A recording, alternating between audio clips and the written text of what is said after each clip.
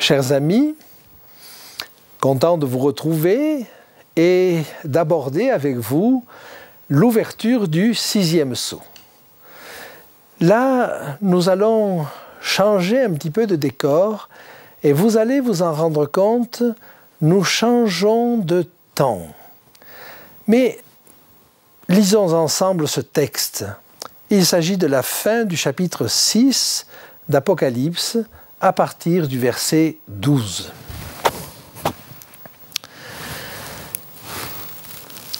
Je regardai quand il ouvrit le 6e sceau, et il y eut un grand tremblement de terre.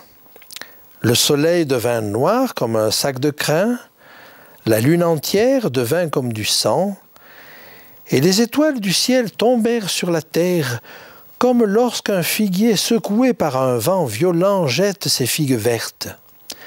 Le ciel se retira comme un livre qu'on roule, et toutes les montagnes et les îles furent remuées de leur place. Les rois de la terre, les grands, les chefs militaires, les riches et les puissants, tous les esclaves et les hommes libres se cachèrent dans les cavernes et dans les rochers des montagnes. Et ils disaient aux montagnes et aux rochers, « Tombez sur nous !»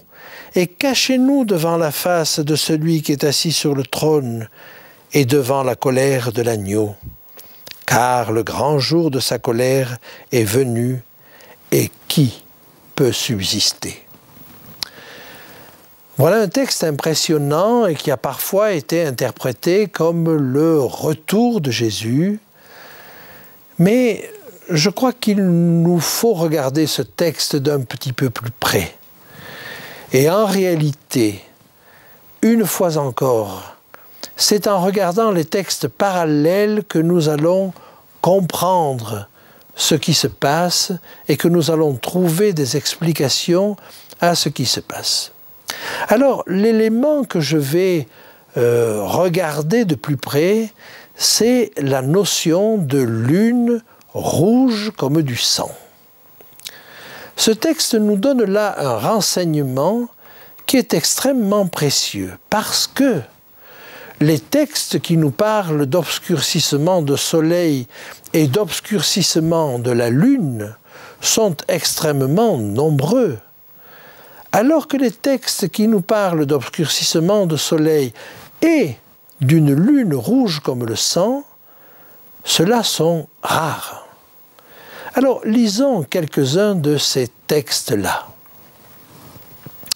D'abord, Ésaïe, au chapitre 13 et au verset 9. « Voici, le jour de l'Éternel arrive, jour cruel, jour de colère et d'ardente fureur. On réduira la terre en solitude et en exterminera les pécheurs. Car les étoiles des cieux et leurs astres ne font plus briller leur lumière. Le soleil s'obscurcira dès son lever et la lune ne fera plus luire sa clarté. » Donc, vous voyez, obscurcissement du soleil et de la lune. Alors, on va lire un deuxième texte dans le livre du prophète Joël, au chapitre 2 et au verset 10. Joël, chapitre 2, verset 10. « Devant eux, la terre tremble, les cieux sont ébranlés, le soleil et la lune s'obscurcissent, et les étoiles retirent leur éclat. » Il y a encore bien d'autres textes, mais vous voyez, le soleil et la lune marchent de pair. Dans le Nouveau Testament, c'est la même chose. Dans le texte de Joël au chapitre 3 et au verset 15, on trouve la même chose. Joël 3, 15. Le soleil et la lune s'obscurcissent et les étoiles retirent leur éclat. Mais voyons maintenant quelques textes du Nouveau Testament. Alors d'abord dans la grande fresque prophétique de Jésus au chapitre 24 du livre de Matthieu, nous trouvons ceci au verset 29. Matthieu 24, 29. Aussitôt après ces jours de détresse, le soleil s'obscurcira, la lune ne donnera plus sa lumière, les étoiles tomberont du ciel et les puissances des cieux seront ébranlées. Dans le texte parallèle, Matthieu 13, verset 24, vous trouvez la même chose. Et jusque dans le livre de l'Apocalypse, dans un chapitre que nous n'avons pas encore étudié, mais au chapitre 8, que nous étudierons bientôt, nous trouvons la déclaration suivante.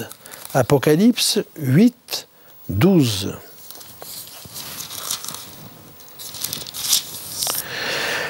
Le quatrième ange sonna de la trompette et le tiers du soleil fut frappé, et le tiers de la lune et le tiers des étoiles, afin que le tiers en fût obscurci et que le jour perdît un tiers de sa clarté et la nuit de même.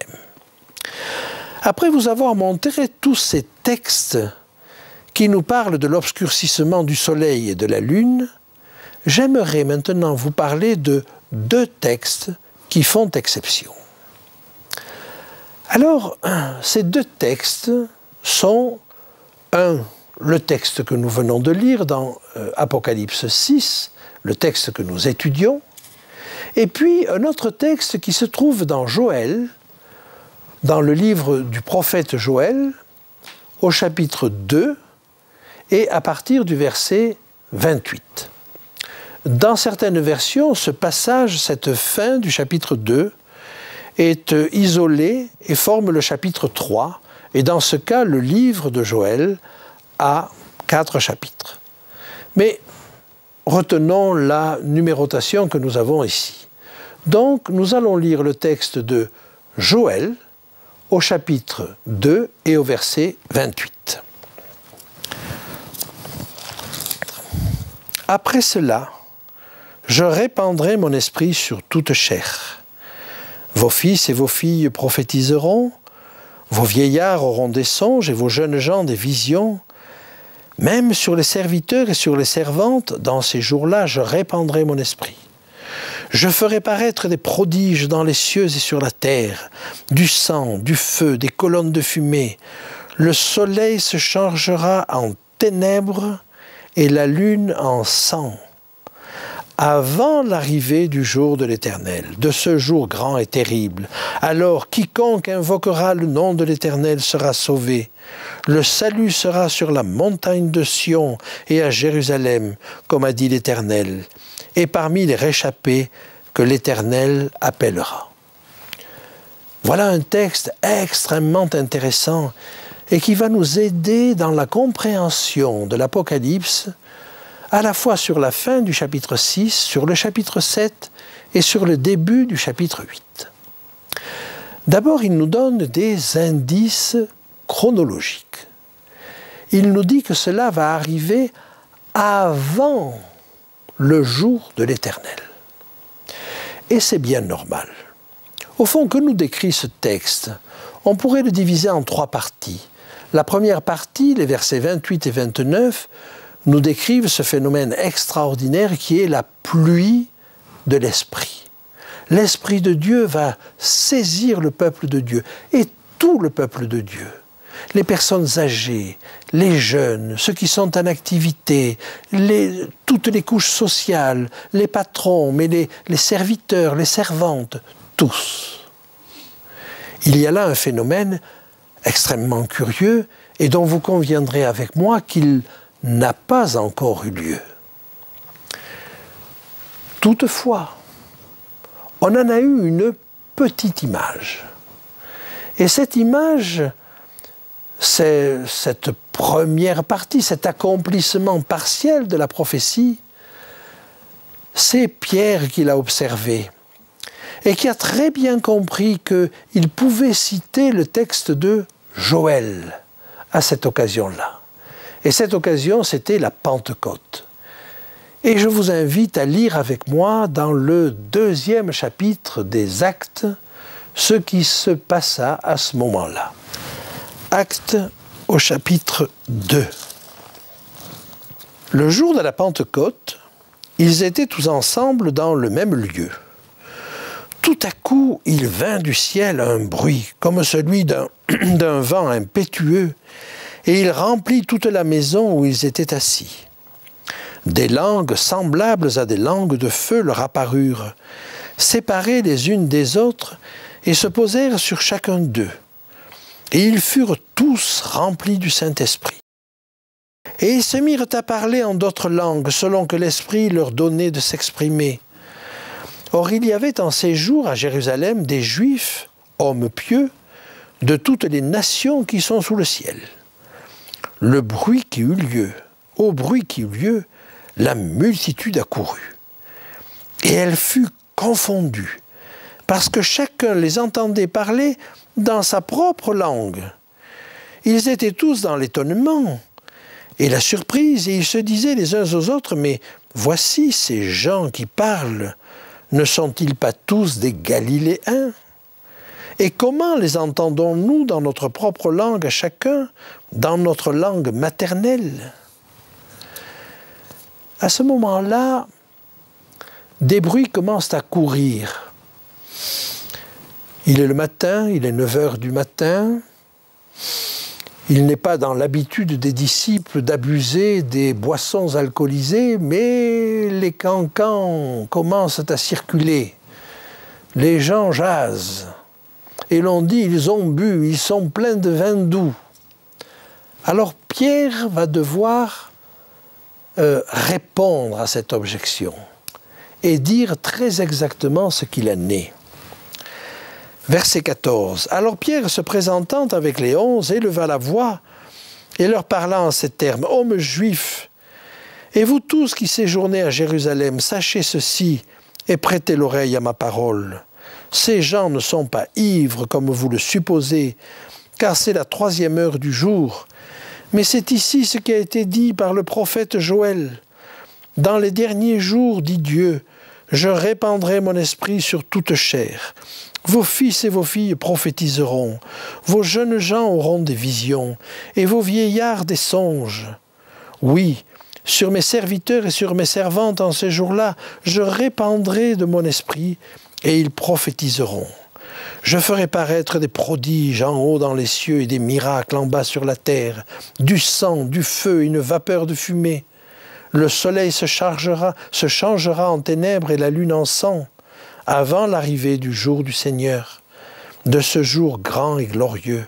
Alors quiconque invoquera le nom du Seigneur sera sauvé.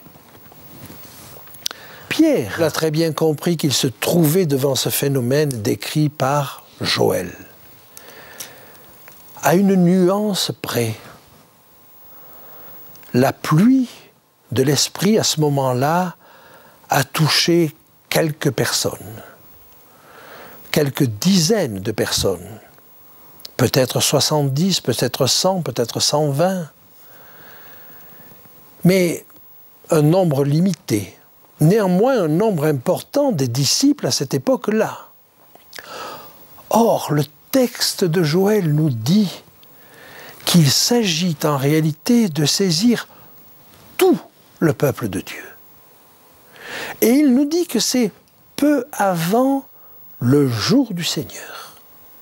En d'autres termes, ce phénomène qui s'est produit du temps de Pierre, c'est-à-dire dans l'Église naissante, va se reproduire de manière beaucoup plus vaste, beaucoup plus grande, dans un avenir dont je ne peux pas vous dire à quelle distance il se trouve, mais dans un avenir que j'espère proche. Mais me direz-vous, comment le saurons-nous? Et c'est là l'objet de la deuxième partie du livre de Joël. Le chapitre 2 de Joël annonce non seulement cette pluie de l'Esprit, mais il va annoncer des signes cosmiques, des signes qui vont bouleverser la terre, des colonnes de feu, de fumée, et un tremblement de terre énorme, immense, tel qu'on n'en a pas vu, ou du moins de mémoire d'homme, ou de mémoire d'historien. Un tremblement de terre où toutes les îles et toutes les montagnes seront bougées de leur place. On sait très bien qu'à l'occasion du tsunami survenu dans le sud-est asiatique, des îles ont un peu bougé. Et lors de l'accident de Fukushima aussi, de quelques centimètres, 1 ou 2 mètres, dit-on parfois. Mais là, ça n'est pas une île, un îlot. C'est l'ensemble des plaques tectoniques qui vont jouer, qui vont faire que les distances entre les îles et les pays côtiers, mais même à l'intérieur des terres, au niveau des montagnes, tout cela va bouger. Alors on imagine bien qu'un tel tremblement de terre, accompagné de signes extrêmement étonnants, comme le ciel qui se dérobe, comme un livre qu'on roule. Et je suppose qu'il s'agit là d'une immense pluie d'étoiles filantes. Mais un tel phénomène, évidemment, est susceptible d'engendrer la terreur. Et c'est ce qui nous est décrit dans le texte. Tout le monde est terrorisé.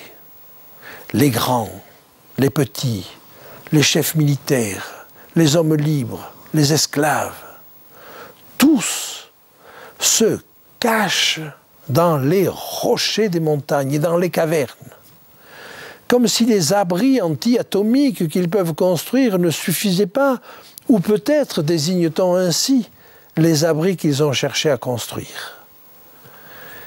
Mais quand toute la terre bouge, il y a de quoi ébranler l'esprit humain le plus établi et le plus ferme. Et ces hommes-là tremblent. Et ils tremblent à un point qu'ils disent, mais qui peut subsister?